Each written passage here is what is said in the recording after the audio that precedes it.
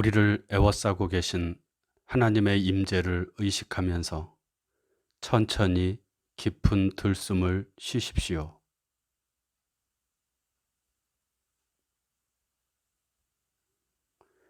이제 우리 안에 내주하시는 하나님께서 나를 통해 숨을 쉬시도록 천천히 날숨을 내쉬십시오.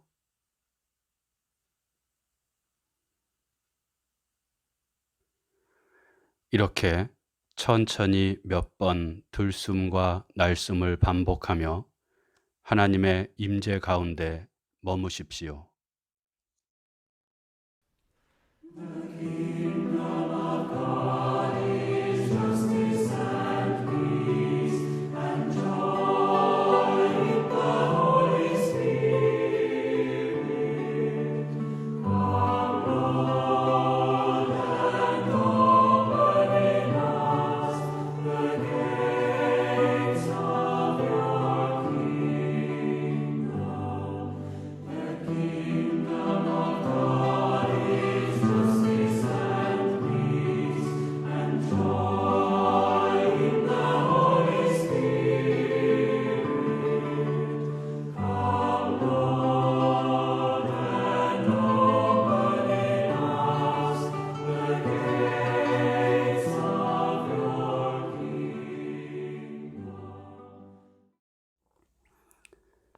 오늘 우리에게 주시는 하나님 말씀은 마태복음 14장 22절에서 33절 말씀입니다. 예수께서 즉시 제자들을 재촉하사 자기가 무리를 보내는 동안에 배를 타고 앞서 건너편으로 가게 하시고 무리를 보내신 후에 기도하러 따로 산에 올라가시니라. 저물매 거기 혼자 계시더니 배가 이미 육지에서 술이나 떠나서 바람이 거스름으로 물결로 말미암아 고난을 당하더라. 밤 사경에 예수께서 바다 위로 걸어서 제자들에게 오시니 제자들이 그가 바다 위로 걸어오심을 보고 놀라 유령이라 하며 무서워하여 소리 지르거늘 예수께서 즉시 이르시되 안심하라 나니 두려워하지 말라. 베드로가 대답하여 이르되 주여 만일 주님이시거든 나를 명하사 물 위로 오라 하소서 하니 오라 하시니 베드로가 배에서 내려 물 위로 걸어서 예수께로 가되 바람을 보고 무서워 빠져가는지라 소리질러 이르되 주여 나를 구원하소서 하니 예수께서 즉시 손을 내밀어 그를 붙잡으시며 이르시되 믿음이 작은 자여 왜 의심하였느냐 하시고 배에 함께 오름에 바람이 그치는지라. 배에 있는 사람들이 예수께 절하며 이르되 진실로 하나님의 아들이로소이다 하더라. 주신 말씀을 잠시 묵상합니다.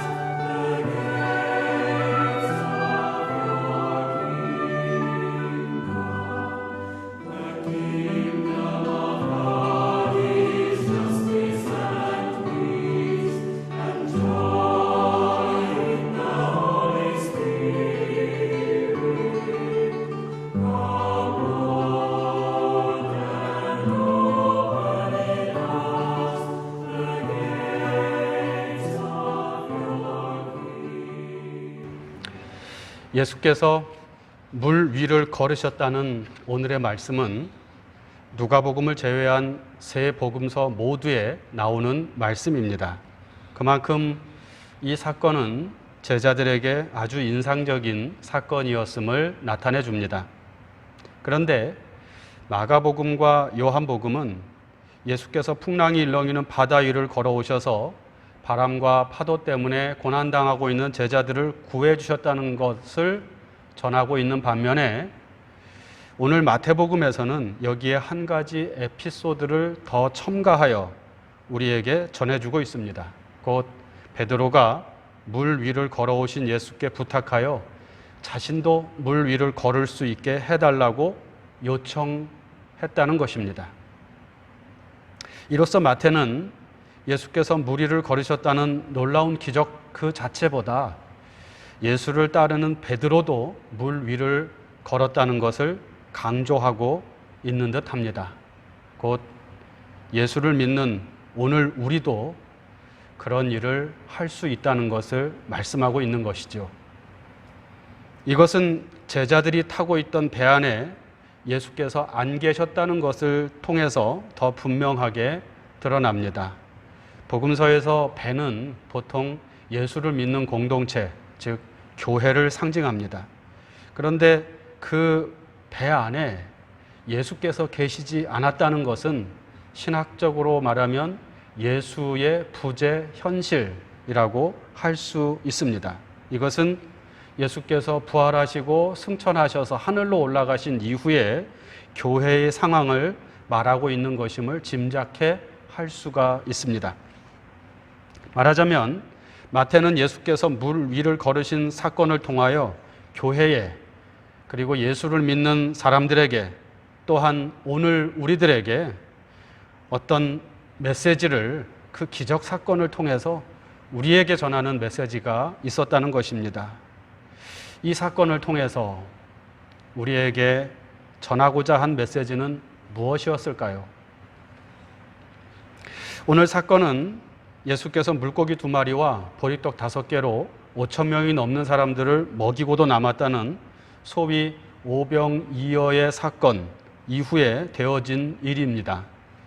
이 놀라운 사건 이후 예수께서는 즉시 제자들을 재촉하사 자기가 무리를 보내는 동안에 배를 타고 앞서 건너편으로 가게 하셨습니다.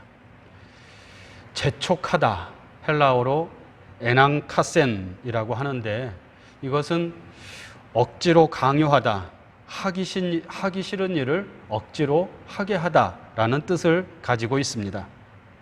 아마 제자들은 배를 타고 바다 건너편으로 가기 싫었던 모양입니다. 제자들은 오병이어의 놀라운 기적을 행하신 그 자리에 그대로 머물러 있는 것이 주님의 영광을 위해 그리고 자신들의 영광을 위해 좋은 일이라고 생각했던 것 같습니다. 또 때가 저녁이 지나 밤중이 되었기 때문에 그 시간에 바다를 건너는 것은 굉장히 위험한 일이 될 수 있기 때문에 선뜻 내키지 않았을 수도 있었을 것입니다. 하지만 하나님의 뜻이 더 많은 사람들에게 전파되기를 원하셨던 예수께서는 제자들이 계속해서 앞으로 나아가기를 원하셨던 것이죠. 그래서 제자들을 억지로라도 바다 건너편으로 가게 하신 것입니다. 이것이 오늘 물 위를 걸으신 기적 사건이 일어나게 된 배경입니다.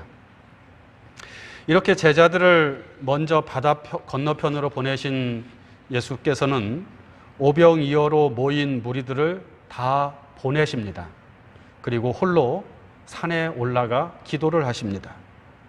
무엇을 기도하셨는지는 알 수 없으나 우리는 여기서 늘 하나님과의 일치 속에서 당신의 삶을 살아가고자 했던 하나님의 아들 예수의 모습을 볼 수가 있습니다. 예수께서 이처럼 무리들을 보내고 홀로 기도하시는 동안 제자들은 배를 타고 바다 한가운데로 나아갔습니다. 그런데 거기서 큰 풍랑을 만난 것입니다. 제자들 중에는 뱃사람 출신들이 많이 있었지만 이들의 경험이 무용지물이 될 정도의 큰 풍랑이었던 것 같습니다. 그 큰 풍랑 앞에서 제자들은 앞으로도 가지 못하고 뒤로도 가지 못하는 그런 상태가 되었고, 말씀에 의하면 제자들은 그날 저녁 때부터 예수를 만난 다음 날 사경, 그러니까 새벽 3시부터 6시 사이까지 그야말로 밤이 새도록 이 풍랑과 맞서 싸워야만 했습니다. 이때 제자들의 마음은 어떠했을까요? 제자들의 마음속에 어떤 마음들이 들어왔을까요? 바다라는 것이 언제 무슨 일이 일어날지 모르는 위험한 곳이고, 어쩌면 그런 이유 때문에 밤중에 바다를 건너는 것을 꺼려 했는데, 스승인 예수께서 억지로 등 떠밀어 바다를 건너가게 했고, 결국 그로 인해 자신들이 죽게 될 상황에 처하게 되었으니 후회나 원망의 마음이 들었을 수 있습니다. 그냥 가만히 있을 걸, 왜 밤중에 이 위험한 항해를 해서 결국 이 고생을 해야 되나, 그런 생각들이 그들의 마음속에 있었겠지요. 사실 이러한 마음은 오늘 예수를 따르는 우리에게도 많이 발견됩니다. 우리는 평안하고 안정된 삶을 원합니다.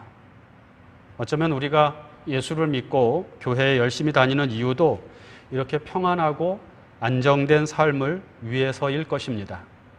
우리는 예수를 통하여 마음의 평안을 얻기도 합니다.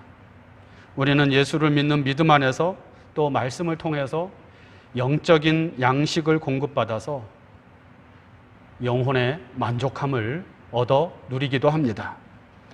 그래서 우리는 현재의 상황이 그대로 유지되기를 원합니다. 여기서 새로운 일을 만들고 그 일에 나서기를 꺼려합니다. 여기가 좋사오니 그런 것이 우리의 태도이고 마음일 것입니다. 하지만 우리 안에 계신 예수께서는 계속해서 앞으로 나아가라고 말씀하십니다. 머물지 말고 흘러가라고 말씀하십니다. 하나님의 뜻을 이 땅에 이루기 위해 현실에 끊임없이 도전하라고 하십니다. 더 사랑하고 더 진실해지고 더 순수해지고 더 하나님께 가까이 나아가라고 하십니다. 나는 아직 내가 잡은 줄로 여기지 아니하고 오직 한 일, 즉 뒤에 있는 것은 잊어버리고 앞에 있는 것을 잡으려고 표대를 향하여 그리스도 예수 안에서 하나님이 위에서 부르신 부름의 상을 위하여 달려가노라 라고 했던 사도 바울과 같은 그런 태도를 가지고 살아가라고 말씀하십니다. 말씀만 하시는 것이 아니라 재촉하시고 그 사명의 길로 등을 떠밀기도 하십니다. 감당하지 않고는 견딜 수 없게 하십니다. 그래서 우리는 때로 내키지 않는 발걸음을 내딛기도 합니다. 그것은 위험을 감수해야 하는 일이고 우리의 안정된 삶을 깨트리는 일이 될 수 있습니다. 그것은 갈 바를 알지 못하고 나아가는 것과 같습니다. 불안하죠. 두렵습니다. 그러나 주님께서 가라 하셨기에 우리는 그 길을 걸어갑니다. 그런데 그 길에서 풍랑을 만나는 것입니다. 우리의 힘으로는 이겨낼 수 없을 것 같은 고난을 맞이합니다. 주님께서 가라고 하신 길에서 많은 어려움을 만나고 괴로운 일을 당합니다. 늘 말씀드리지만 주님을 따르는 삶에서 고난은 변수가 아니라 상수입니다. 우리는 주님의 뒤를 따르다가 큰 손해를 볼 수 있습니다. 우리는 주님의 말씀대로 살다가 진퇴양난의 어려움에 처하기도 합니다. 이러한 우리를 보고 사람들은 말합니다. 가만히 있으면 중간이라 가지, 또는 모난 돌이 정 맞는다. 그럴 때 우리들도 제자들처럼 후회가 되기도 하고 험한 길을 가게 하신 주님에 대한 원망의 마음이 들기도 합니다. 제자 베드로도 같은 마음이었을 것입니다. 하지만 베드로의 위대함은 그 고난 속에서도 주님의 말씀을 붙들었다는 것입니다. 제자들이 바람과 물결로 말미암아 고난을 당하고 있을 때 예수께서 바다 위를 걸어서 제자들이 타고 있는 배로 오십니다. 모두가 그를 유령이라고 소리치며 무서워할 때 베드로는 말합니다. 주여, 만일 주님이시거든 나를 명하사 물 위로 오라 하소서. 예수께서 오라 하시자 베드로는 주님의 말씀을 의지하여 배에서 내려 물 위를 걷게 됩니다. 믿음으로 주님께서 하신 일을 베드로도 하게 된 것입니다. 과연 수제자 베드로답습니다. 하지만 오늘 말씀은 이렇게 베드로가 한순간 믿음으로 물 위를 걸을 수 있었다는 사실보다 그 뒤에 일어난 베드로의 실패에 초점이 맞추어져 있습니다. 30절에서 32절 말씀입니다. 바람을 보고 무서워 빠져가는지라 소리질러 이르되 주여 나를 구원하소서 하니 예수께서 즉시 손을 내밀어 그를 붙잡으시며 이르시되 믿음이 작은 자여 왜 의심하였느냐 하시고 배에 함께 오르매 바람이 그치는지라. 베드로는 믿음으로 물 위를 걸을 수가 있었습니다. 하지만 이내 바람을 보고 무서워 물속에 빠집니다. 이런 베드로를 보고 주님께서는 말씀하십니다. 믿음이 작은 자여 왜 의심하였느냐. 믿음이 없는 것이 아닙니다. 믿음이 없었다면 예수의 말씀을 따라 위험한 밤바다를 건너지도 않았을 것입니다. 믿음이 없었다면 풍랑이 일렁이는 깊은 바다 위에 발을 내딛는 모험을 감행하지도 않았을 것입니다. 믿음이 있었기 때문에 예수의 말씀을 따라 살려고 했고 믿음이 있었기 때문에 예수처럼 살아가는 삶에 자신을 던졌던 것입니다. 하지만 그 믿음이 현실을 이겨내기에는 너무나 약했다는 것이죠.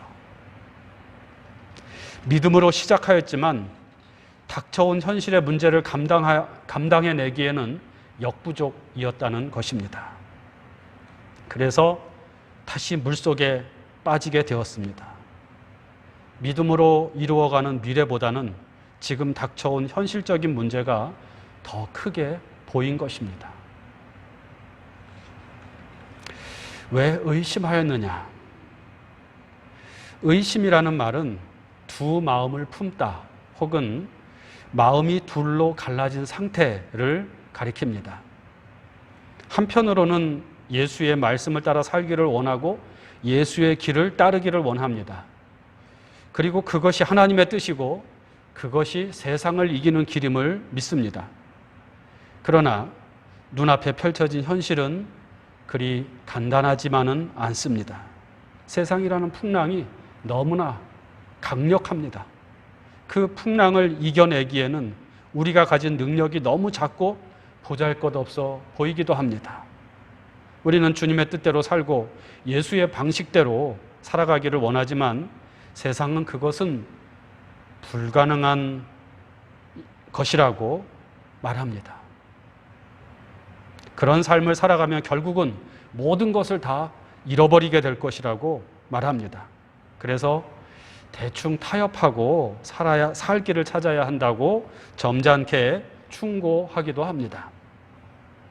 교회에서만 예수 따르는 삶을 살고 세상에서는 세상의 방식대로 살아가야 한다라고 말하는 거죠. 마음이 흔들립니다. 두 마음이 생깁니다. 결국 세상을 거슬러 올라가는 삶을 포기하고 세상에 떠내려가는 삶을 살아가게 됩니다. 바람을 보고 무서워 물에 빠지는 것이죠. 믿음이 없이 사는 사람과 같아지는 것입니다. 우리의 주님이신 예수께서는 하나님의 뜻에 죽기까지 순종하셨습니다. 하나님의 선하신 뜻을 이루기 위해 이 땅에 왔고 하나님의 뜻을 전파하셨으며 하나님의 뜻을 따라 당신의 삶을 살아가셨습니다. 이로 인해 많은 사람들의 미움과 배척을 받고 결국은 십자가에 죽임을 당하셨습니다. 하지만 예수께서는 그 십자가 위에서 다 이루었다, 그렇게 말씀하셨고 내가 세상을 이겼다라고 선언하셨습니다. 이로써 세상을 이기는 것은 믿음이고 믿음으로 살아가는 삶임을 우리에게 알려주셨습니다. 우리가 세상이라는 물에 빠지고 흔들리는 것이 세상이 강하기 때문이 아닙니다. 우리 앞에 닥쳐진 문제가 너무 크기 때문만도 아닙니다. 그것을 이겨낼 수 있는 믿음이 작기 때문입니다. 너무 쉽게 타협하려는 마음 때문입니다. 믿음은 문제를 바라보는 것이 아니라 문제 너머에 계신 하나님을 바라보는 것이고 하나님의 뜻으로 세상을 이기신 예수께 마음을 집중하는 것입니다. 그것은 마음을 다하는 기도가 될 수 있고 말씀 안에 더 깊이 들어가는 것이 될 수 있습니다. 그리고 매 순간 예수처럼 살기를 결단하는 것이 될 수 있습니다. 이미 믿음으로 새로운 삶을 시작하신 여러분, 믿음으로 시작하셨으니 끝까지 믿음으로 살아가기를 바랍니다.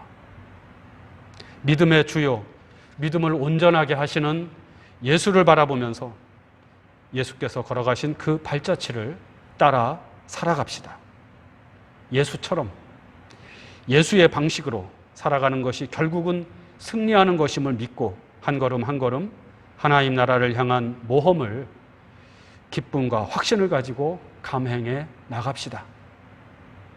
믿음으로 살아가면 하나님이 이루어 주십니다. 사람으로는 할 수 없으나 하나님은 다 하실 수 있습니다. 오늘은 총회가 정한 평화통일주일입니다. 우리는 평화를 이루라는 것이 오늘 우리에게 주어진 주님의 명령이요, 우리가 품고 살아내야 할 사명임을 믿습니다. 하지만 평화의 길은 멀고도 험해 보입니다. 남과 북은 서로 다른 체제 속에서 70년이 넘는 세월을 보내왔고 그 미움과 반목의 세월을 보내는 동안 우리에게 평화는 불가능한 꿈이 되어버린 것 같습니다. 아직도 이 땅 한반도에는 분단의 먹구름이 가시지 않고 있습니다. 그것은 오늘 말씀에서 제자들이 직면했던 무서운 풍랑과도 같습니다. 하지만 평화의 왕 예수께서는 지금도 우리에게 다가오셔서 평화의 길로 나아오라고 말씀하십니다. 믿음으로 한 발 내디디라고 말씀하십니다.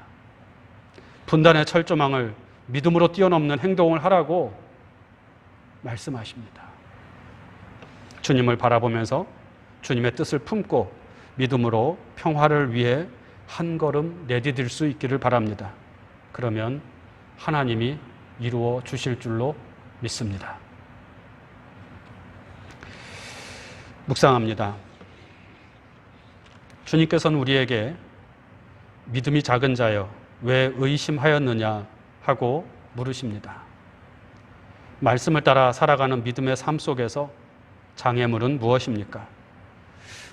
무엇을 의심하고 있습니까? 주님의 믿음이 작은 자여 왜 의심하였느냐라는 질문에 스스로 대답해 보시기를 바랍니다. 그리고 주여 나를 구원하소서 하는 베드로의 간구로 묵상을 마칩시다.